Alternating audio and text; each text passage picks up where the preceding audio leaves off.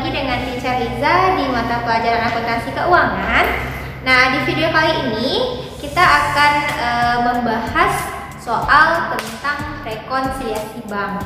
Di video sebelumnya, Teacher sudah menjelaskan ke Anda tentang apa itu rekonsiliasi bank, lalu apa saja transaksi-transaksi yang mempengaruhi pencatatan menurut perusahaan dan pencatatan menurut bank. Nah, kali ini kita akan coba bahas contoh soalnya.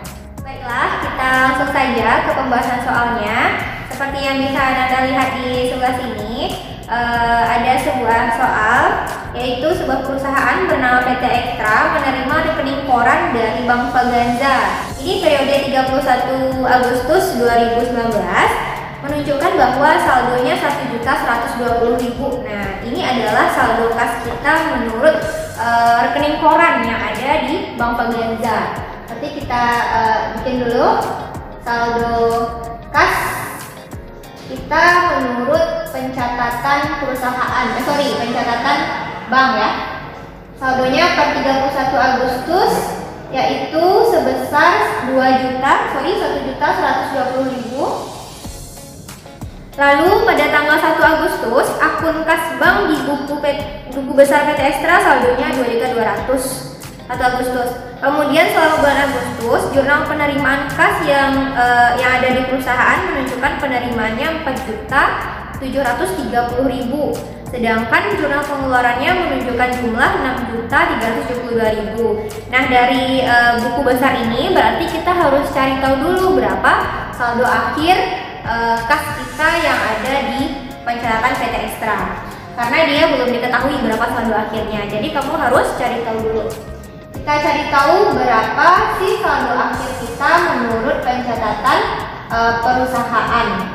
Oke. Yaitu tanggal 1 Agustus, yaitu saldo awalnya sebesar 2.200.000. Nah, lalu selama bulan Agustus itu ada penerimaan sebesar 4.730.000. Lalu ada pengeluaran sebesar 6.372.000. Nah, ini kamu tambahkan atau kamu kurangkan, nanti kita ketemu saldo besar 558.000. Nah, ini dia ya. Jadi saldo kas kita menurut pencatatan bank itu berbeda dengan saldo kas kita menurut pencatatan perusahaan. Nah, perbedaan ini harus kita cari tahu kenapa bisa berbeda. Makanya proses untuk menyamakan antara saldo kas kita menurut bank dan perusahaan ini kita sebut dengan rekonsiliasi bank. Adapun beberapa transaksi yang mempengaruhi perbedaan saldo ini bisa Anda lihat sendiri di layar. Itu kita akan bahas satu persatu. Nah, rekonsiliasi atau bentuk report yang akan nanti kita buatkan itu ada dua jenisnya. Jadi nanti kamu bisa bikinkan rekonsiliasi bank itu dalam bentuk report form, jadi vertikal ya dari atas ke bawah, atau juga boleh bikinnya dalam bentuk kontrol atau bentuk T seperti laporan neraca yang biasa kamu buat. Nah, sekarang kita akan cobakan bentuk rekonsiliasi yang bentuk T. Bentuknya kira-kira seperti ini. Kita bikinkan dulu judulnya, yaitu PT Extra.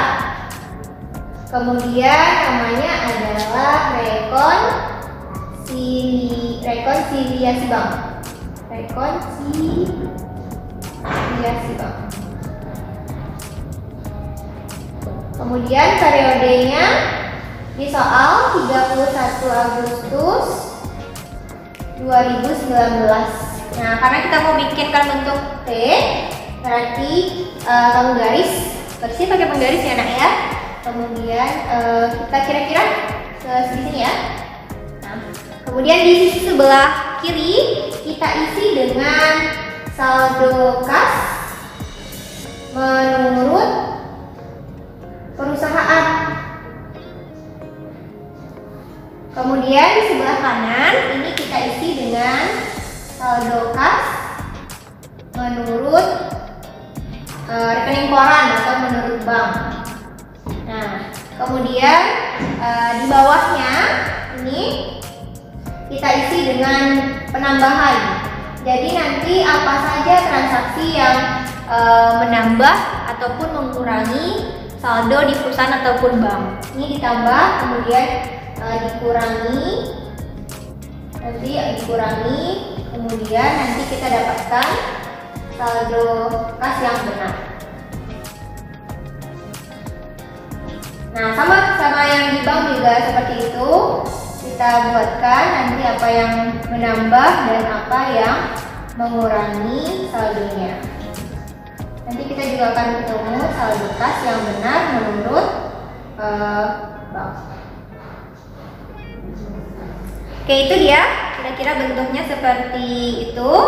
Kita langsung saja ke soalnya. Yang pertama tadi kita harus tahu dulu berapa saldo kas kita yang di awal menurut perusahaan dan menurut bank. Tadi yang di perusahaan kita udah cari, saldo akhirnya ketemu angka 558.000. Kemudian kalau menurut bank itu jumlahnya 1.120.000. Nah, karena berbeda ya, makanya harus kita samakan. Oke, untuk transaksi yang pertama, cek yang masih beredar sejumlah 1.800.000. Nah, di video sebelumnya teacher sudah jelaskan tentang cek yang masih beredar ini maksudnya seperti apa. Jadi cek yang beredar ini kamu sebagai PT Extra nih sudah kasihkan cek kepada kepada kreditormu untuk mencairkan uangnya.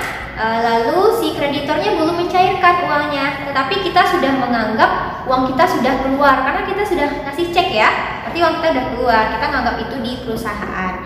Sedangkan di bank ternyata uang kita itu belum ditarik sama si kreditor, ceknya masih sama dia, itu namanya cek yang masih beredar. Otomatis nanti di bank itu untuk transaksi ini akan mengurangi saldo kas kita yang ada di bank karena sewaktu-waktu pasti akan ditarik oleh si pemegang cek ini. Makanya untuk yang poin A, cek yang masih beredar ini itu harusnya dia mengurangi saldo kas kita di bank. Ya, ketika kamu sudah tahu analisa seperti ini, mungkin kalau nanti teacher kasih soal, kamu tinggal kasihkan kode saja dulu. Jadi sebelum kamu melakukan rekonsiliasi, tolong untuk dianalisa dulu.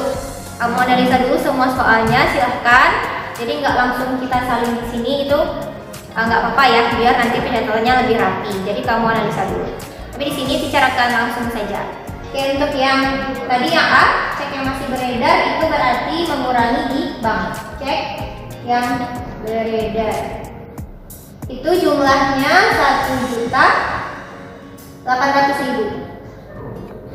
Oke, udah selesai ya untuk poin A. Jadi tipsnya nih untuk menganalisa soalnya adalah kamu harus tentukan dulu, ini kira-kira transaksinya ngaruhnya di perusahaan kah atau di bank. Itu ya, kamu harus cari tahu dulu. Nah, ketika kamu sudah tahu bahwa transaksi ini ngaruhnya di bank, kamu akan cari tahu kemudian ini transaksinya menambah atau mengurangi saldo kita yang ada di bank. Ketika kamu sudah paham seperti itu, kamu akan mudah untuk melakukan analisanya. Oke ya, kita lanjutkan untuk yang poin B. Telah dikredit oleh bank jasa giro bulan Agustus sebesar 6.000. Nah, ini maksudnya jasa giro itu adalah pendapatan bunga.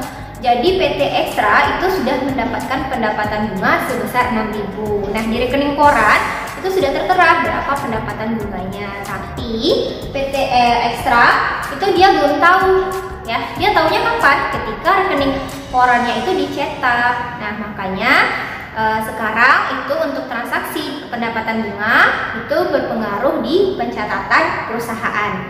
Kalau pendapatan bunga itu menambah atau mengurang?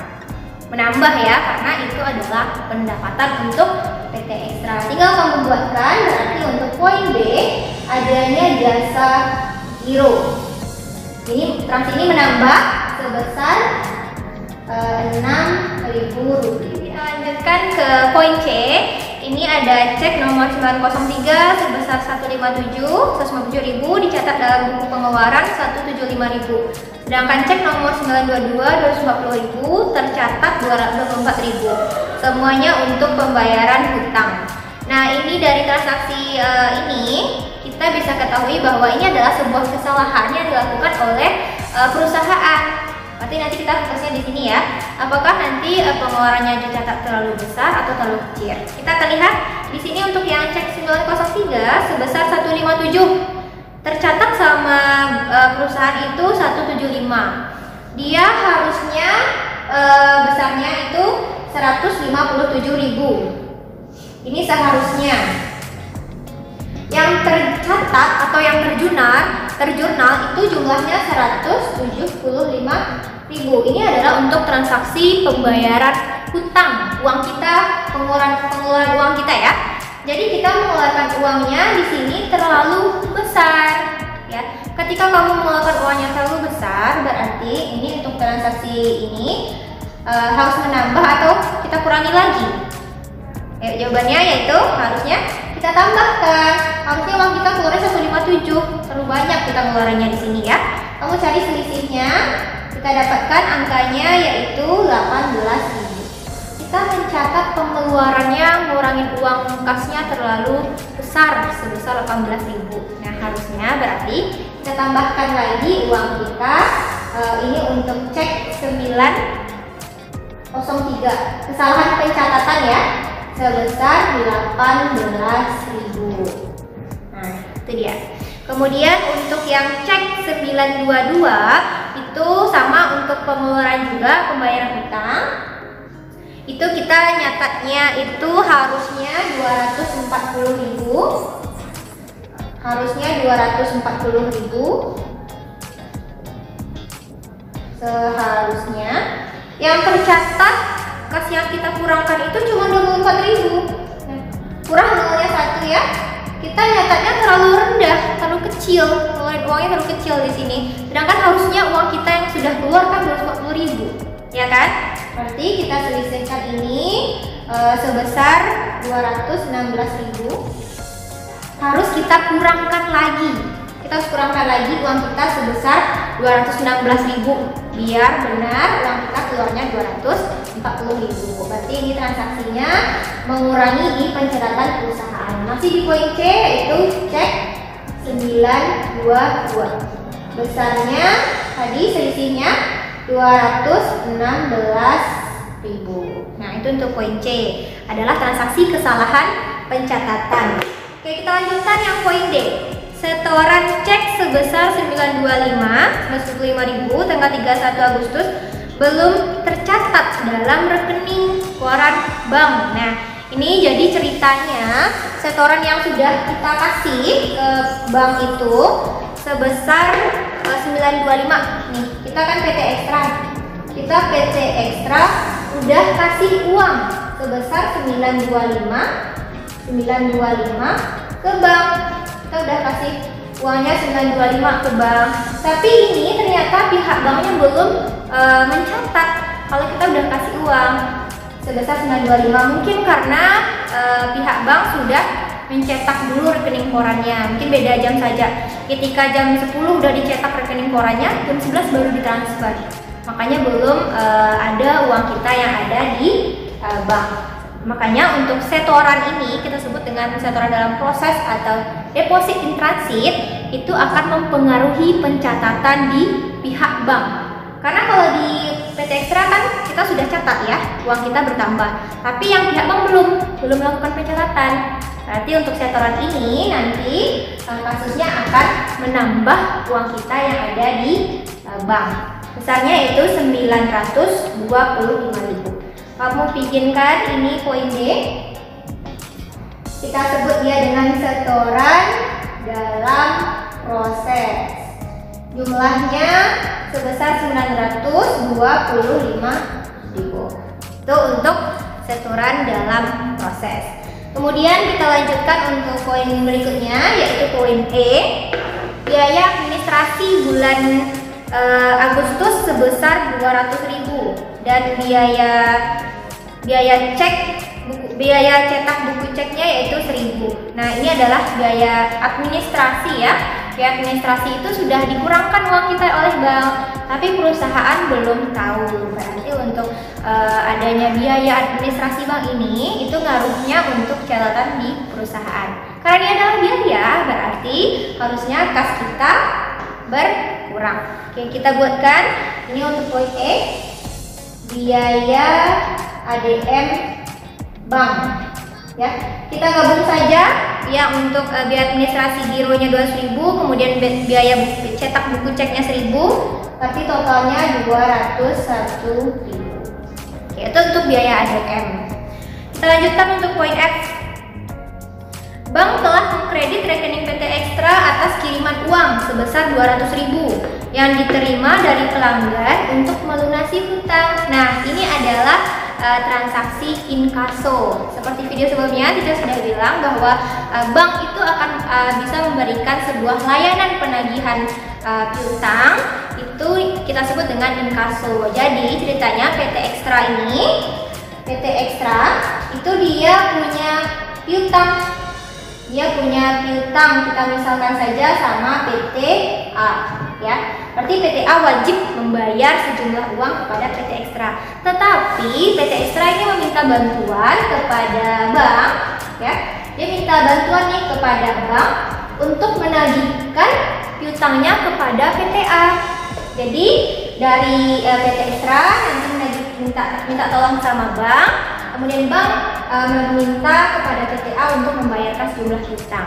Jadi yang menagih di sini siapa? Yang menagih adalah pihak bank. Otomatis nanti si PT A ini akan membayarnya kepada bank, gitu ya.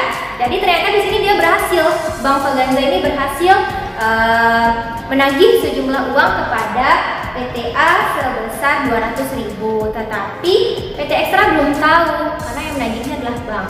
Uang kita sudah ditambahkan di bank.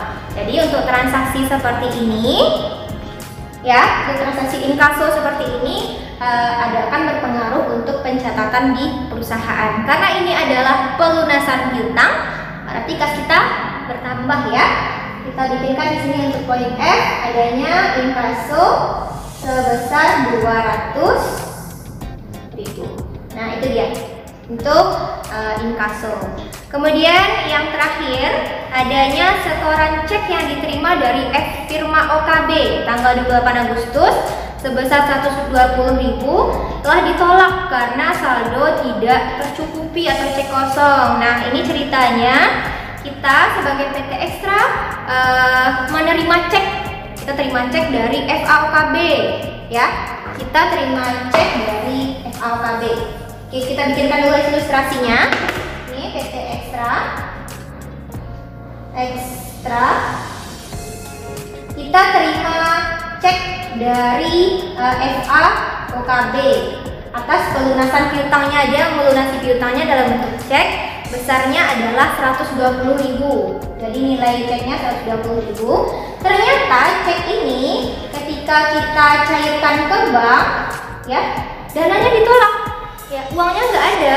Berarti firma OKB ini dananya tidak cukup untuk melakukan penarikan sebesar 120.000. Berarti tidak jadi, ya, si FAOKB ini melakukan pelunasan. Kita tidak jadi menerima sejumlah uang sebesar 120.000 ini. Sedangkan sebelumnya di perusahaan itu sudah kita catat karena kita sudah terima cek.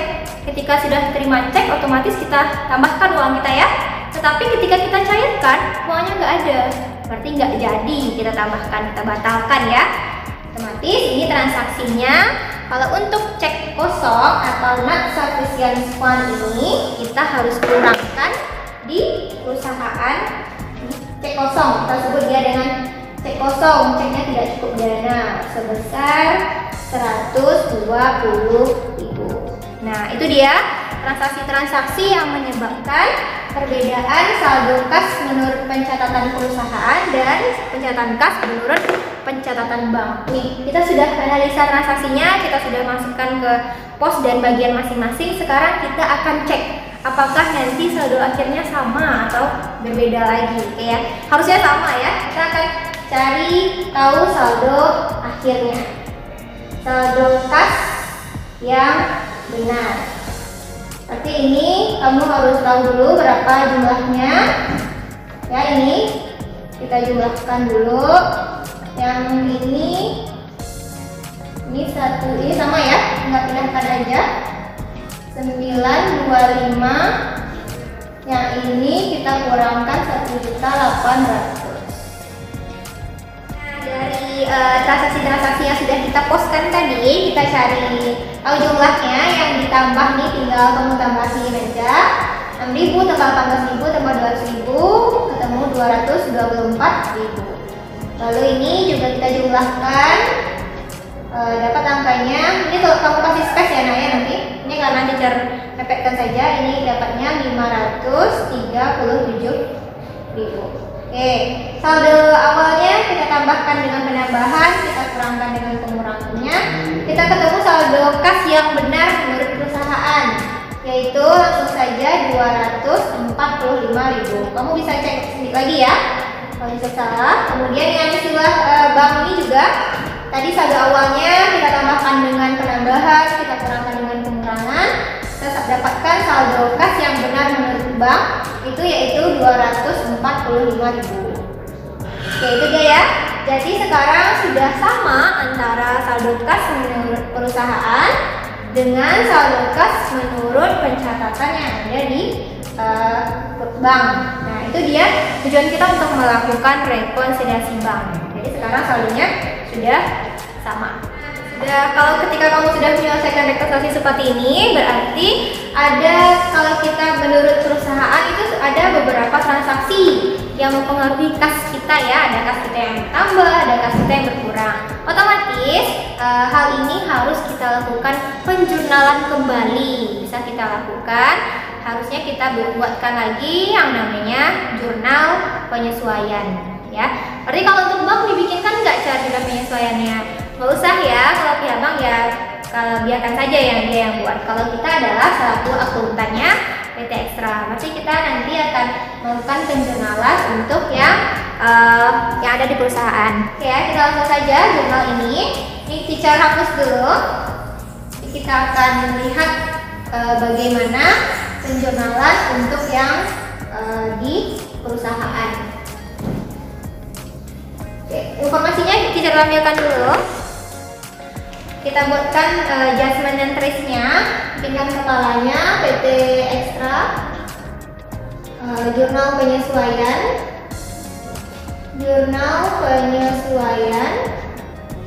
per tanggal 31 Agustus 2019. Oke, kamu bikinkan tabelnya ya. Tabelnya jurnal penyesuaian biasa, ini tanggal, kemudian ini keterangan,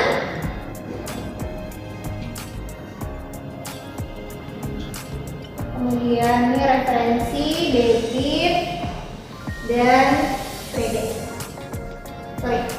Kita singkat saja kredit. Nah, nih kita mulai dulu dari jasa giro working. Boleh kamu jurnal yang di sini terus yang di pengurangan ya. Ini kuncinya nih biar cepat ya. Kita kalau ini kan transaksinya ngaruhnya ke kas semua ya nak ya. Berarti ini adalah penambahan kas. Kas kamu kalau bertambah di sisi debit apa kredit? Debit ya. Otomatis ini adalah transaksi yang mendebitkan kas. Tinggal kita bikinkan, ini berarti tanggal tahun 2019 tanggal 31 kas kita otomatis di debit kas di bank. Nah sekarang kamu tinggal pikirkan aja akun kreditnya apa aja. Nih akun kreditnya nih yang transaksi yang 3 ini ya. Kita mulai dari jasa giro. Kalau jasa giro ini adalah pendapatan bunga. Dikreditkan pendapatan bunga besarnya 6.000 kredit. Kemudian cek 903. Nah, kalau cek 903 kamu lihat lagi soal cek 903 ini adalah transaksi pembayaran utang ya. Ini ngaruhnya berarti ke akun utang. Kamu bikinkan di sini utang dagang, account receivable sebesar 18. Itu dia. Kemudian kalau ini ya inkaso, ini adalah ngaruhnya ke akun piutang karena ini tadi inkaso itu adalah pelunasan piutang. Berarti akunnya adalah piutang dagang. Kamu hanya tinggal pikirkan akun kreditnya saja. Piutang dagang besarnya 200.000. Nih kalau saldo kasnya berarti bertambah 224. Nah, itu kira-kira kalau untuk penambahan. Kalau untuk pengurangan sama, berarti kalau kas kita berkurang di sisi debit apa kredit? Kredit ya. Nah, kalau udah tahu kreditnya berarti kamu pikirkan lagi akun debitnya. Oke. Nih, untuk cek 922. Cek 922 sama tadi yang sama cek 903, ini adalah transaksi yang berhubungan dengan utang. Berarti debitnya adalah utang dagang. Kemudian ini biaya administrasi bank, berarti pikirkan aja akun biaya administrasi bank. Kemudian yang ketiga adalah cek kosong. Cek kosong ini tadi adalah pelunasan piutang yang firma OKB. Dia kasih cek ke kita, dia mau melunasi piutangnya, tapi uangnya nggak ada, ya. Berarti kita munculkan lagi piutangnya. Nggak jadi habis piutangnya, muncul lagi karena uangnya nggak ada. Piutang dagang. Kreditnya apa? Kreditnya itu kas di bank. Nah, tulis angkanya 219.000, kemudian 201, 120.000, 537.000. Oke, selesai untuk penyesuaiannya. Tinggal kamu jumlahkan angkanya ini. Oke, berarti itu terakhir langkah kamu untuk melakukan rekonsiliasi bank. Oke, sekian pembahasan soal kita untuk rekonsiliasi bank kali ini. Nanti untuk selanjutnya kita akan cobakan latihan mandiri. Ananda bisa kerjakan soal-soal yang nanti teacher berikan. Oke, see you in the next video. Assalamualaikum warahmatullahi wabarakatuh.